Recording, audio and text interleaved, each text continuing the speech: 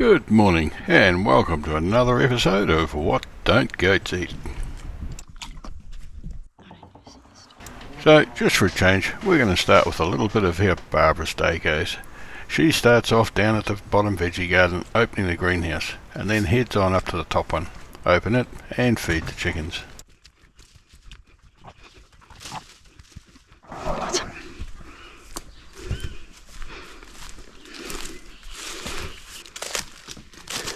Hello. And now that we have a goat, that involves a certain amount of interaction with said goat, all of which speeds the process up enormously. What are you two doing? Come on, everybody. You all right? You all right?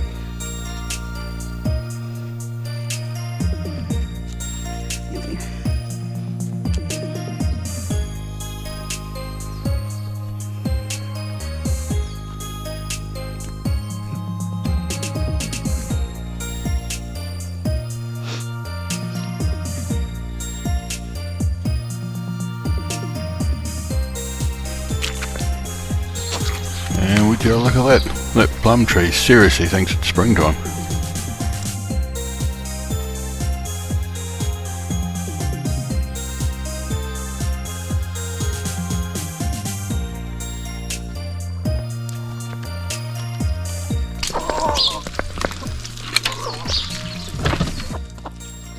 A couple of cups of layer pellets for the chickens. Ah, good on you. Got mud in my hair.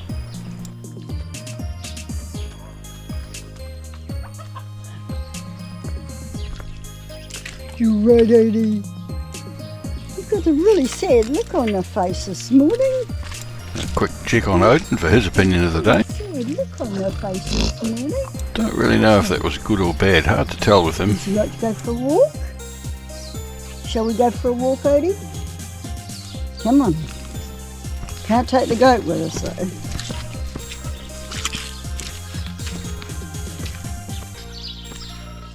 though. Oh, guys.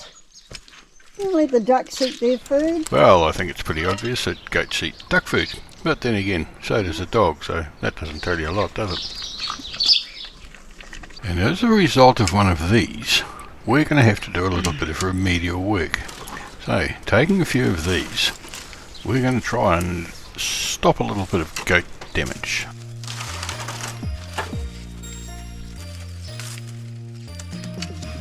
Not that I'm saying anything particular, but these were actually quite healthy looking plants not so very long ago. Right. Don't know what could have eaten them. Goat really likes blueberries, so I have to protect them. She doesn't seem to worry about anything else particularly. She much prefers the New Zealand native bush because she's a wild goat. But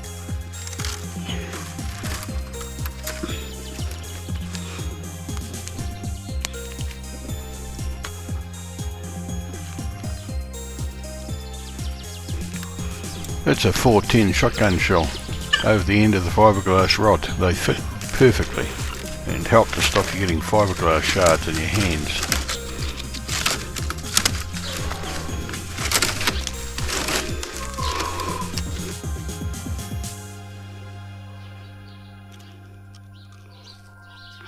And management does not consider that to be safe practices. However, management has very little voice in some of the things that staff do around here.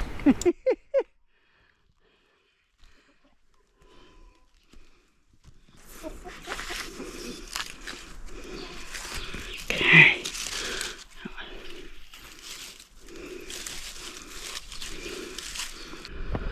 And it also falls to Barbara to take the dogs for a walk, which she does every day pretty much. You're kidding. Rain, hail or shine.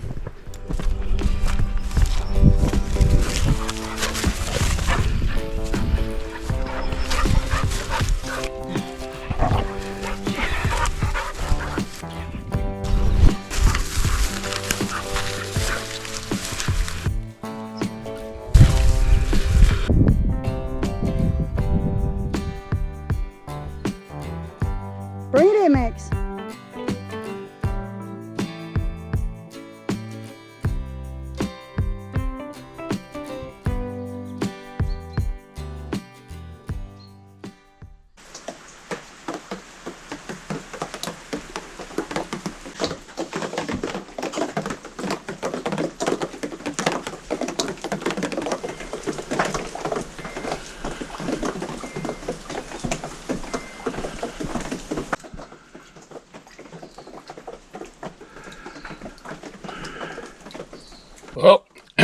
so much for the weather being fine.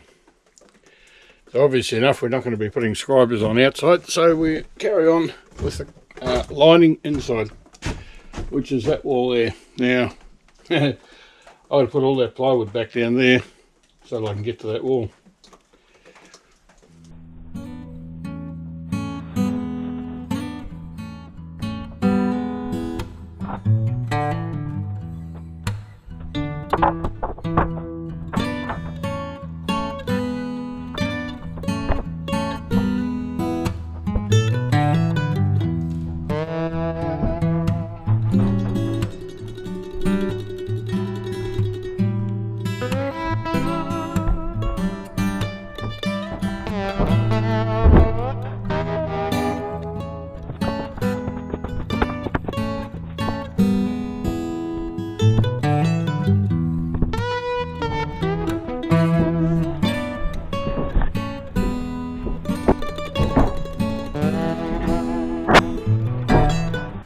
And we're back to making things.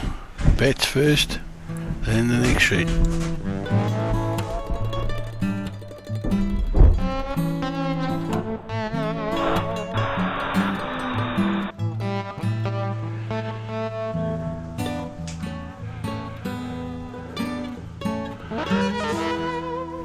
And would you know, we're making another drawing.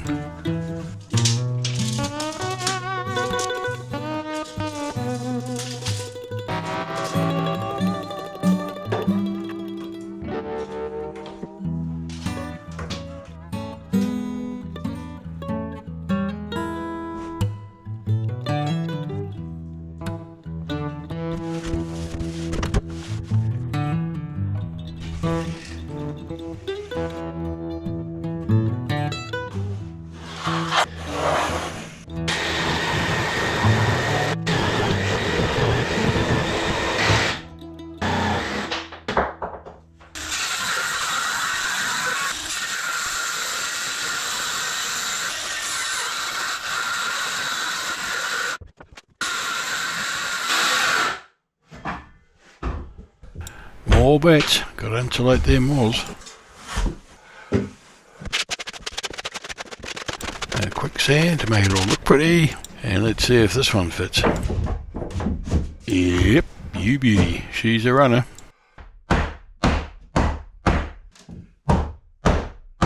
A couple of gentle taps to persuade it into place and she's ready to be fixed to the wall.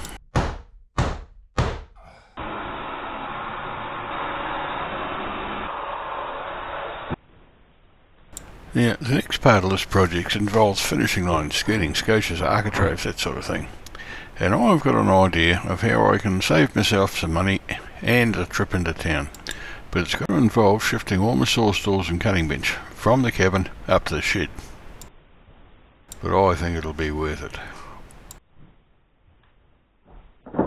Now, this is a sheet of 12mm tunnelized construction ply, same stuff that the shed's made out of, except this one isn't a reject. It's a perfectly good sheet of plywood.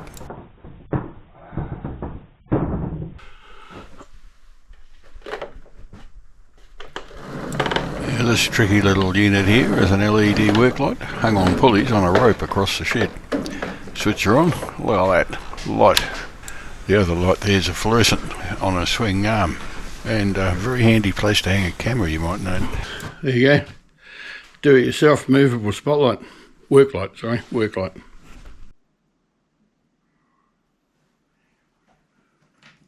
This is a man deeply involved in maths. Technical stuff this maths is, but there was a reason. You might be wondering what I'm up to. This sheet of plywood that I've just put on here, $60 odd, right. The finishing I need, the skirting scotia architrave, except I don't need scotia, that's up the top. I need 30 metres, 40 metres altogether. 40 metres altogether including the skirting. So that's around all the windows and the door and the skirting board around the place. Now I can buy it for about between $3 and $4, so $3.50 a metre, which gives me a total of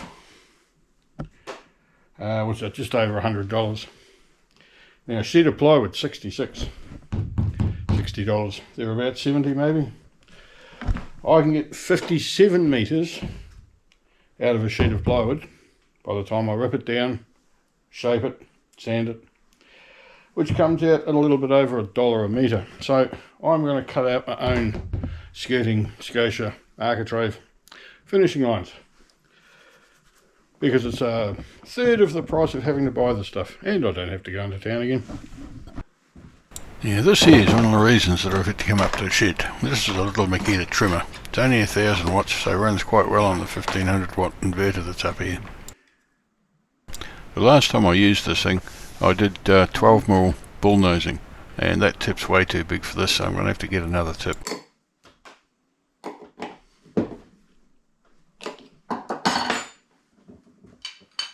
New tip in there, tighten her up, set it to depth, and we're ready to go.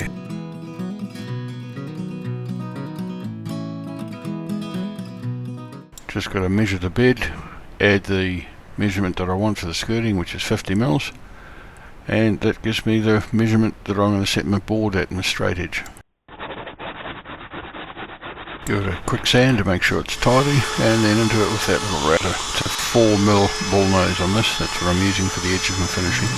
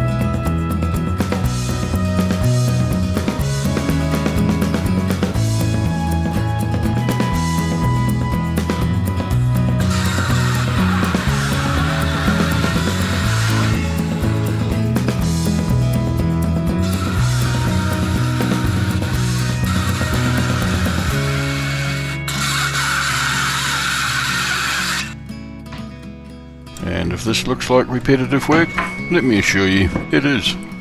But it wasn't that much, I only needed 15 of them, and I managed to knock them out before I got significantly older. But it's getting late, and it's time to knock off, so we'll be back at it tomorrow.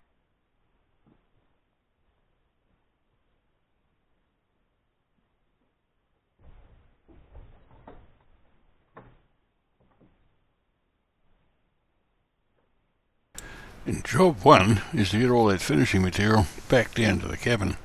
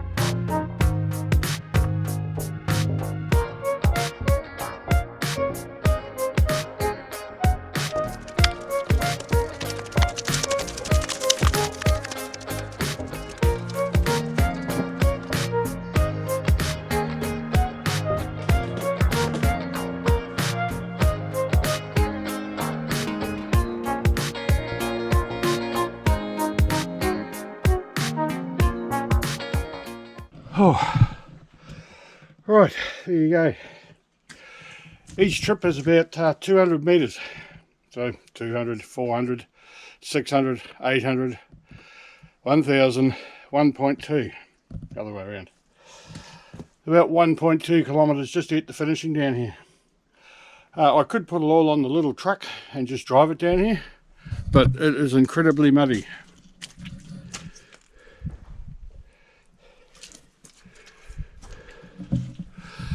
And to drive the little truck down here, or even the quad down here, would just make an unholy mess. Bad enough the footprints I leave everywhere. But there we go.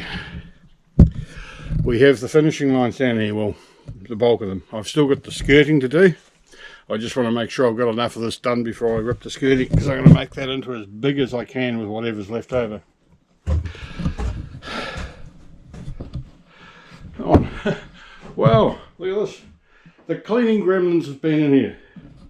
Look, it's all clean. All the rubbish has been swept up. Awesome.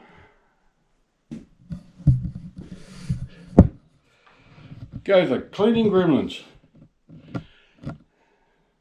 Don't even know when that happened. Sweet. That's cool. Righto, first things first, we're doing finishing work here. This stuff's supposed to be tidy. Let's start by getting a sharp pencil. Pretty hard to get things accurate if you're trying to draw things with a crayon.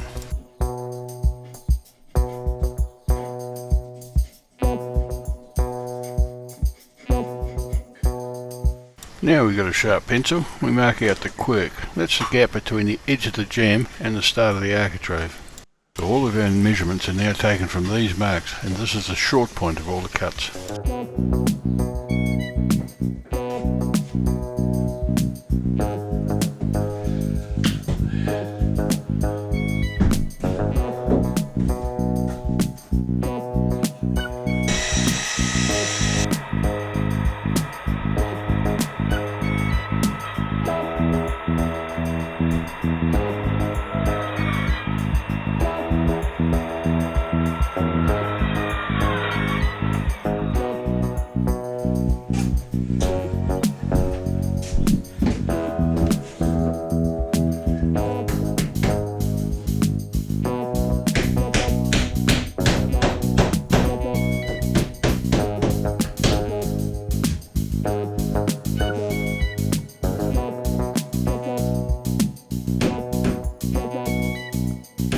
Because this ranch ladder is 2.4 metres long, and my pieces of finishing are 2.4 metres long, I've got to put a little bit in to make it long enough.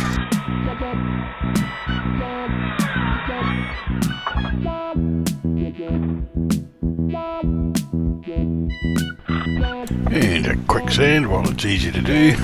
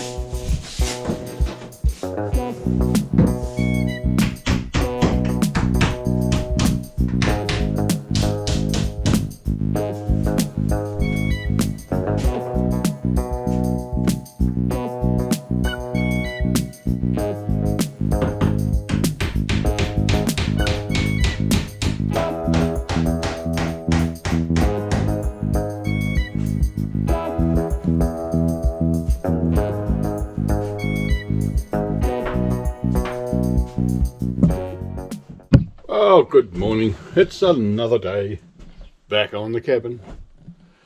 We had a bit of an abrupt departure last afternoon. I just took the last of the pictures and the dogs got onto something down the valley. They were just here. There's actually a bit of a headland goes down here, and they were just sort of down here past those pungas. And they started barking, and headed off down into the big valley over here. So we had to go chasing after them, whistling, yelling and screaming. I don't know whether it was a goat or a pig.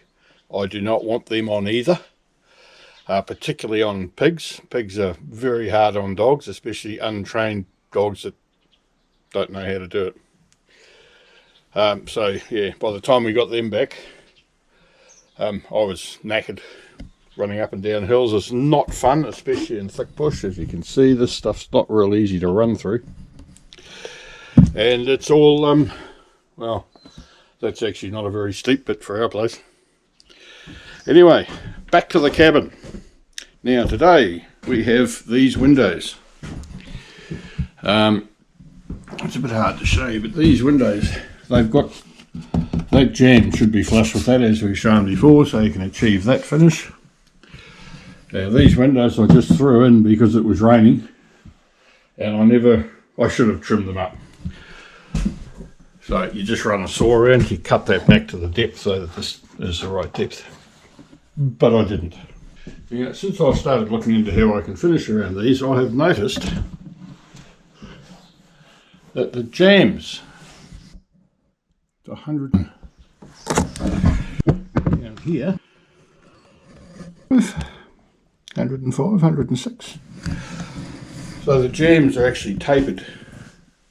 So as I said, these have been fitted and the jambs have all been altered already. So anyway, so we have a cure. What we're going to do, I'm just going to cut blocks that fit in here like that. It'll line up with the architrave that runs up there, and it'll just look nice and bulky, which is not a bad look anyway. Okay, so I've just got to measure these individually and go and make them. And to do that, I've got to go up to the shed because that's where the saw stall and little saw is. All good, clean fun. And like usual, step number 1, make a drawing and start adding measurements.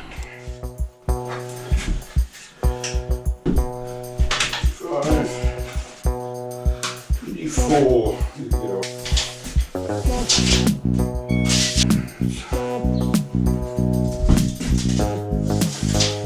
I just made a quick drawing of the window, length, height and the amount of cover per corner, and I'll now go up to the shed and cut those bits out. Yes, it's a bit of a concern, those dogs. They're not, they're actually under quite close supervision. They're not allowed to chase goats or pigs, particularly pigs. If I see a herd of goats down on the property somewhere, when I'm walking around with the dogs, I'll let the dogs give them a good scare, but they're not allowed out of eyesight or earshot. And they've always come back immediately. Well, mine is. Odin's only just learning how. He's young. But, yeah, I don't know what that was. But they're kept in at night. The dogs aren't out at night time unless we're possum hunting. And they're very definitely not allowed to just roam around the bush at their own free will. So, I don't know what that was. That's why we took off so fast. Anyway, nearly at the shed. We'll start doing some building work.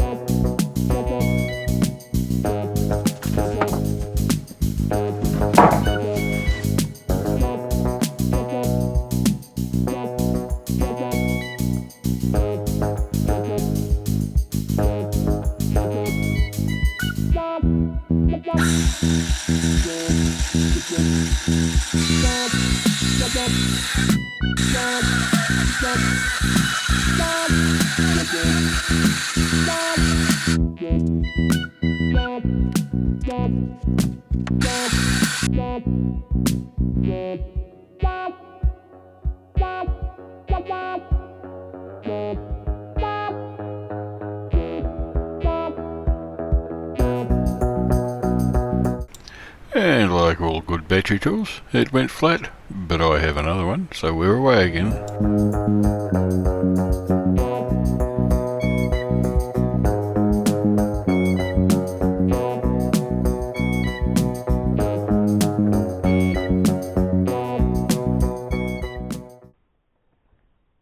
And another few 100 metres for the daily tally. It's good for you apparently, walking is. So now I'm going to glue the pieces of architrave to the pieces of wood that I've cut. It should make up the difference so it sits square on the jamb against the wall.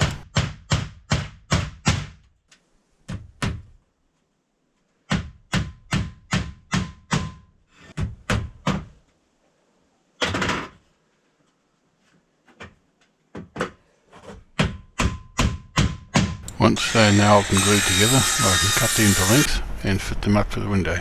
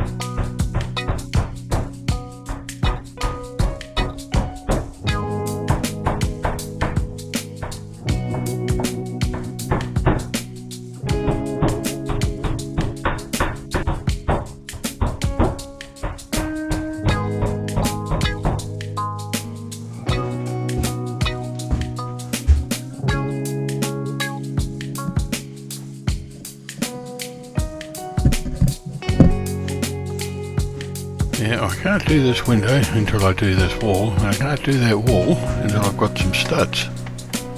And I can't get any studs until the track dries out enough that I can get a trailer up the hill. Yes. And another one of Barbara's projects is Odin training. And he's learning the basics. He's not doing too bad either for a young pup. Heel. Just here. Heel. Good dog. Come on. Heel. Heel.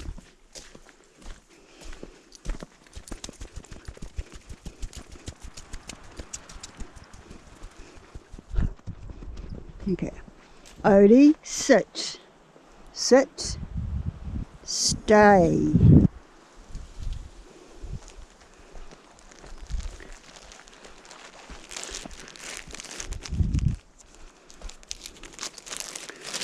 Good dog. Good boy. What a good boy. Odie, heel. Okay, Odie, stop. For some strange reason, Barbara doesn't Odie, trust my heel. get the newbies electric fence handle on the Heel. gate. Don't know quite Heel. why. Heel. Let me fight you. Odin, sit. Good. Odin, heel. Right, you're pulling again, mate. Yep, there's the battery box there. And we'll throw that stick off the thing.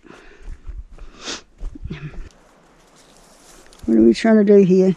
I know you can come out of that, but I don't want to put it on you tight.